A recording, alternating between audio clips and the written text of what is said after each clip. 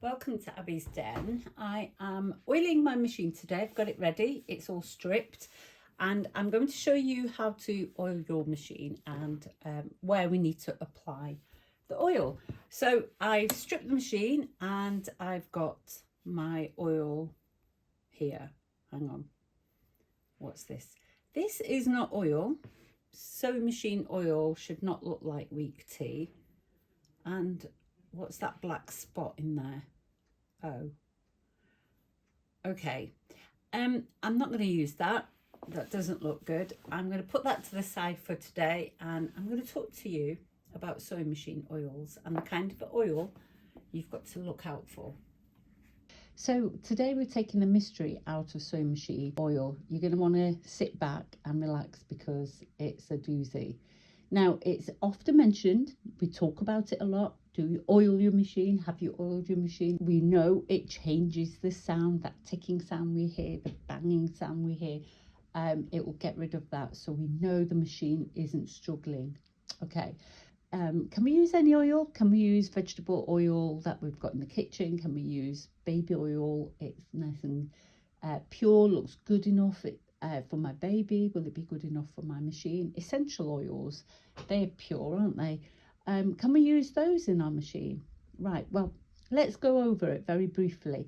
So I want to show you here that we've got oil rigs. Oil, crude oil, is often dug out of the ground. Sometimes you'll see oil rigs, won't you, where they dig oil out of the sea. So it's right deep down inside earth, and it's pumped out and then sent to these oil refineries, something that I worked on many years ago. These towers, what they're doing is they're boiling off this crude oil and sending off the different kind of products that come at different levels. Okay, so now let's talk about the oils at the bottom. Those oils are thermally stable. We call them thermally stable because they will heat up and cool down, heat up and cool down, heat up and cool down. So sewing machines are metal and they heat up. You don't feel it really unless you really have got a rickety old machine. But inside, the metalwork is heating up, and it certainly will if you don't oil it. So you want to make sure that oil that you're going to put in there isn't going to be changed. Once it starts changing, the colour starts changing, how thick and gloopy it is, that starts changing. So when you heat butter up, it melts and that's fine. But if you really heat it up more and more and more, you'll find, and sometimes you'll find when it burns, you get specks in there, don't you? It all goes speckly. I'm not a good cook, so I often see that. And no matter what you do, when you cool it down, it's never going to look like that block of butter that you got originally. So it's really important, again, making sure we use the right oil. Right, there's a lecture part done. What I want to do now is I'm going to move on to the video and actually what's in my sewing room. Let's go. Oh, and before we do that, what I want to sort of say is, yes, baby oil is clear, but it's got lots of fragrances in there. It's got lots of lotions in there. It's perfect synthesized oil for your body or your baby's body, and that's brilliant. But it's not brilliant for a sewing machine. And essential oils, lavender oil, it smells beautiful. And wouldn't it be great? We're sewing and we've got this beautiful smell coming from our machine instead of this oily, horrible sewing machine oil that we have. But no, again, that's going to break down and it's not good for our machines. So let's get back to my sewing room. So in my very messy sewing room, can you see up here? I've stored some of my sewing machine oils just to keep them out of the way and safe. So I'm going to grab them, but I want to show you something about them. Now I have to see if I can reach. So here we go. Look at that. So can you see in this jar, I've got a selection of sewing machine oils that have been provided by manufacturers with the sewing machines Now we've got one here. I've got to say, which I don't know if I've already said, I've had these sat on there for probably 2 to 3 years, probably more like 3 years. I've not touched them. They are dusty. Wow, that's definitely the cheap brand, isn't it? Because look, it's even got sediments down at the bottom. So that's what will happen in your sewing machine if you use a substandard quality. You will have that problem. I'm going to get those 3-in-1 and the Singer oils down, and I'm going to show you what they look like inside. So let's have a look at these oils, and you can see in the background I've got 2 machines. I've got a Dookie, my pride and joy, I absolutely love. I've got a Janome, which I stripped. Now if you're following the series of modern machines versus vintage machines, that's why I've stripped that machine. And you can see over there I've got a Brother stripped back to front. Let's turn it around. Actually, so's the Janome. Let's turn them around so you can see what they look like from the front. Okay, so why are they there? Well, it's really important that you look after your machines. They need oiling and they need protection, and they have been designed to meet your demand. You want to sew, well, if you're like me, you want to just keep those machines going. If you're a tailor, you want to be sewing many hours a day. This is a long time coming, like I said, because I bought these oils a long time ago, but the oils sat there. Now, these are some that I bought cheaply. Then we've got your craft, model craft, which was actually not for sewing machines, but other crafts, but with the general purpose lubricating oil, okay, for precision, delicate precision work, which is what sewing machines are. It does say here, contact lubricator for protecting electrical contacts from corrosion, rust removal and inhibiting oil, great for loosening screw. So we're going to ignore that one then. Didn't read the label when I bought it. This is Prim's oil.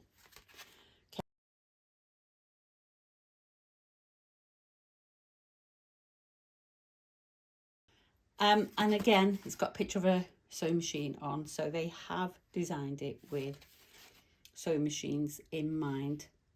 Let's see what it says in English. The fine oil is resin free and acid free. Lubricates, maintains, cleans and protects. The oil pen ensures clean, accurate application and dosing for sewing machines, scissors and household tasks, and in many other areas. And we've got your Singer. That label has fallen off. That's a Janome. And we've got a selection of oils, which I showed you, which have been given, other than these 2, that one and that one. But these other ones are what have been provided. That's going to be working the mechanics of the machine. So you want to make sure you're not going to have anything that's going to inhibit that movement. That machine needs to be lubricated properly so it can keep going and working hard and fast. Now you can see I've got some open jars there, because I think the next thing I want to do is pour those into the jar very gently and see what colour they have become. So very carefully, very soft plastic.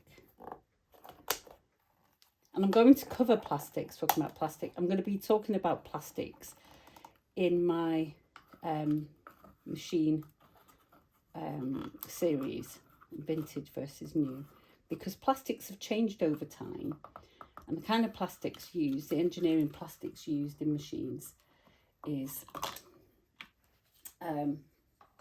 different. Right, let's have a look. I'll tell you what, I'm going to leave that there for a moment. Let's open the Janome one. It would be really helpful if the label didn't come off and I could prove to you that it was from Janome. But I used to be a customer of theirs when I borrowed their machines to teach, which I don't know if they still do, but if that's something you want to do. Okay, so that's from Janome. And I'm going to say that's easily more than 3 years old, because thinking about it, that was a long time ago I got that oil. Okay, and this one is from Singer. Okay, it's a shame to cut it open. Ooh, this plastic is really tough. Please, please, please be careful when you do this. I've done this sort of stuff all the time.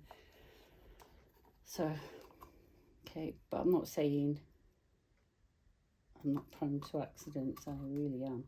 Okay. So this is from the Singer shop online. Okay. So let's have a look. Close up. You coming in? Come on then. Let's get you in. Okay, so that's our Singer. That really does look like weak tea, doesn't it?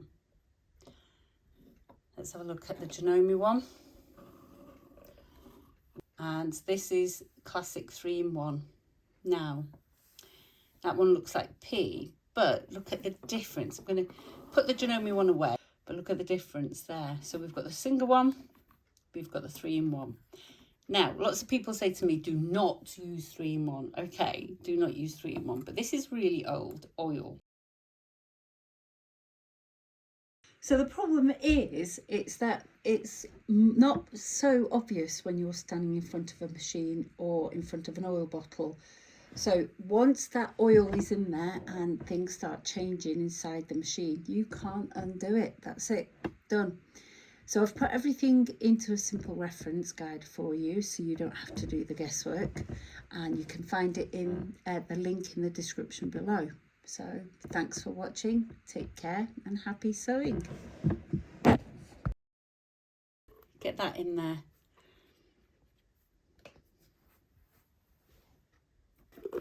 Label it up. Make sure we know what it is next time we come round.